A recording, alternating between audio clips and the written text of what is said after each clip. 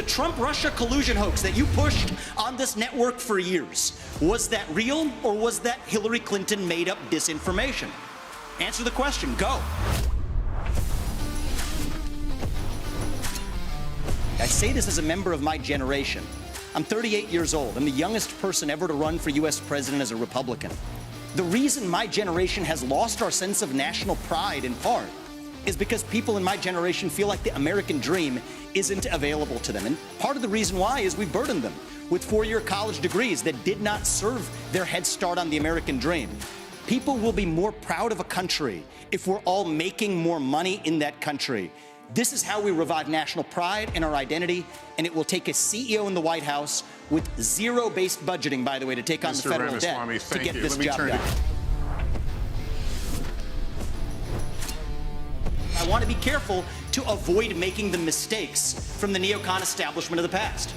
Corrupt politicians in both parties spent trillions, killed millions, made billions for themselves in places like Iraq and Afghanistan, fighting wars that sent thousands of our sons and daughters, people my age, to die in wars that did not advance anyone's interests, adding $7 trillion to our national debt.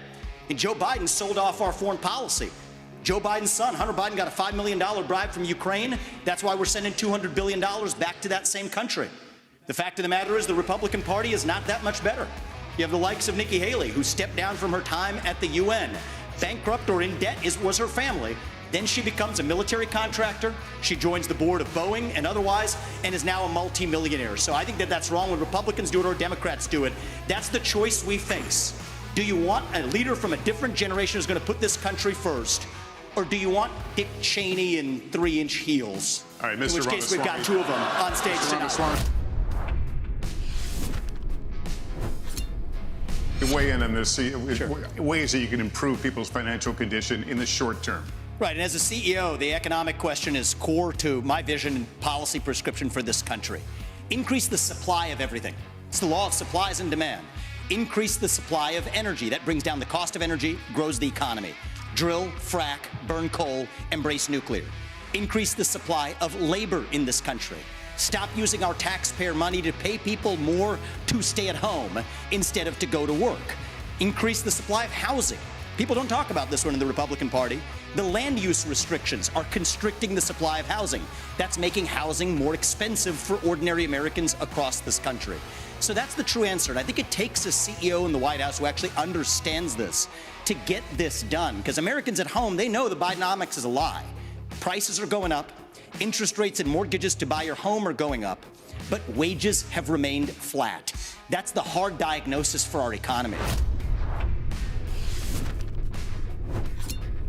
We've talked a lot about foreign wars tonight, but we're in the middle of a war right here at home. It's a war not between black and white or Democrat and Republican.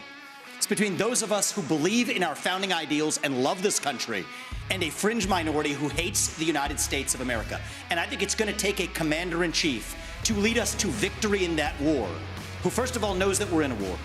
Second of all, can't be captured by the special interests along the way. But third is from the next generation, somebody with fresh legs to lead us to victory. I'll shut down the deep state. I'll declare economic independence from China. I'll keep us out of World War III, and then revive national pride in this country. I also want to close with one message to the Democrat Party. End this farce that Joe Biden is going to be your nominee. We know he's not even the president of the United States. He's a puppet for the managerial class. So have the guts to step up and be honest about who you're actually going to put up so we can have an honest debate. Biden should step aside, end his candidacy now, so we can see whether it's Newsom or Michelle Obama or whoever else. All right, just Mr. tell us the truth so we can have an honest debate.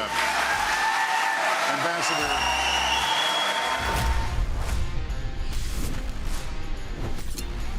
I think there's something deeper going on in the Republican Party here, and I am upset about what happened last night. We've become a party of losers at the end of the day. It was a cancer to the Republican establishment. Let's speak the truth. I mean, since Ronna McDaniel took over as chairwoman of the RNC in 2017, we have lost 2018, 2020, 2022, no red wave that never came. We got trounced last night in 2023. And I think that we have to have accountability in our party. For that matter, Ron, if you want to come on stage tonight, you want to look the GOP voters in the eye and tell them you resign, I will yield my time to you. And frankly, look, the people there cheering for losing in the Republican Party. Think about who's moderating this debate. This should be Tucker Carlson, Joe Rogan, and Elon Musk. We'd have 10 times the viewership, asking questions that GOP primary voters actually care about and bringing more people into our party. You think the Democrats, and we've got Kristen Welker here, do you think the Democrats would actually hire Greg Gutfeld to host a Democratic debate? They wouldn't do it.